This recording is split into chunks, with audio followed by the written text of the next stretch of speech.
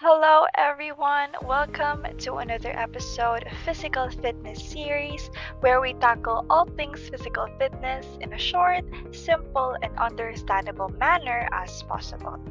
For now, our topic is all about the principles of fitness training. So, if you're ready, let's start.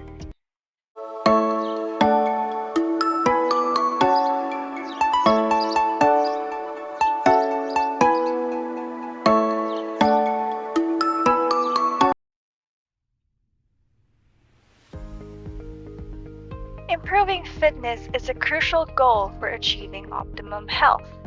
If carefully planned, performed, monitored, and evaluated, positive health related outcomes will be achieved, which reduces risk of acquiring health problems. Effective training takes time and patience. If one adheres to the proper principles of training, results will definitely be seen. The performance will be improved and physiological changes will occur as well.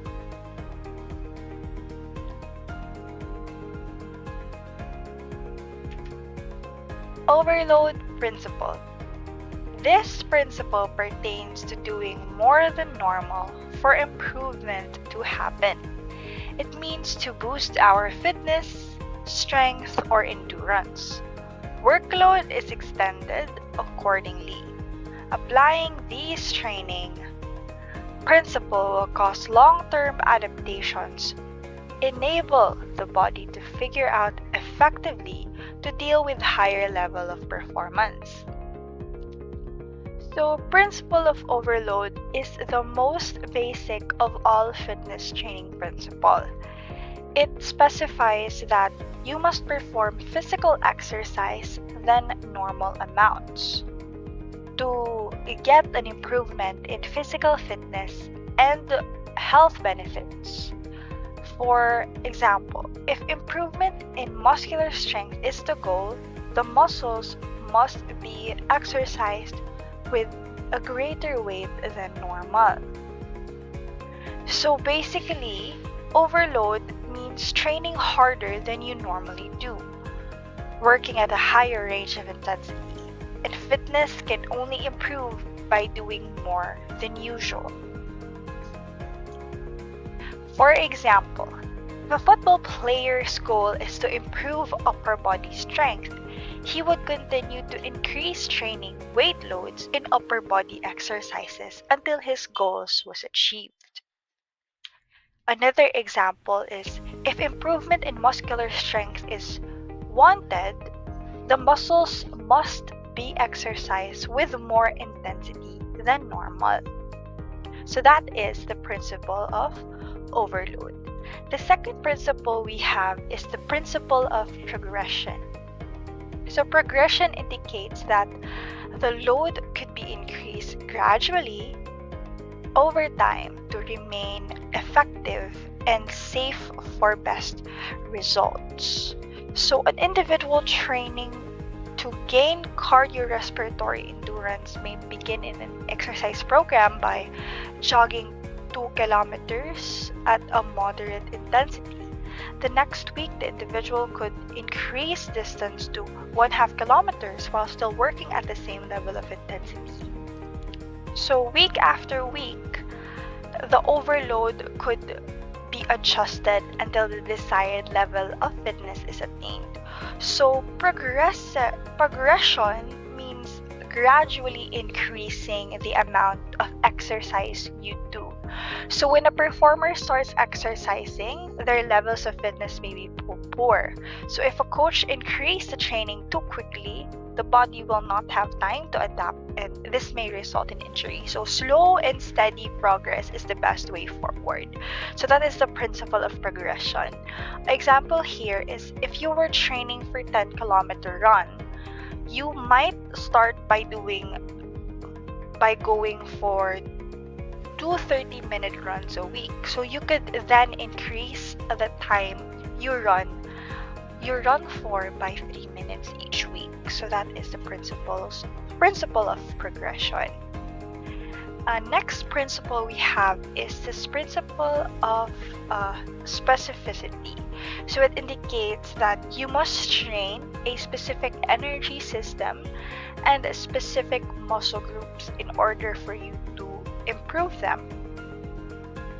So you need to train specifically to develop the right muscles, the right type of fitness, and the right type of skills that you wanted. So for example, to be a good cyclist, you must cycle.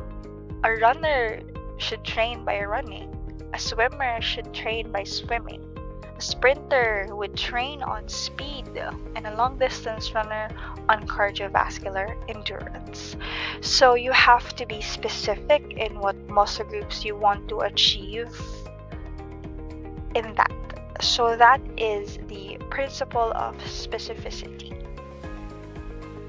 Another is the principle of reversibility. So basically, if you stop training, then the improvements you have made will be reversed.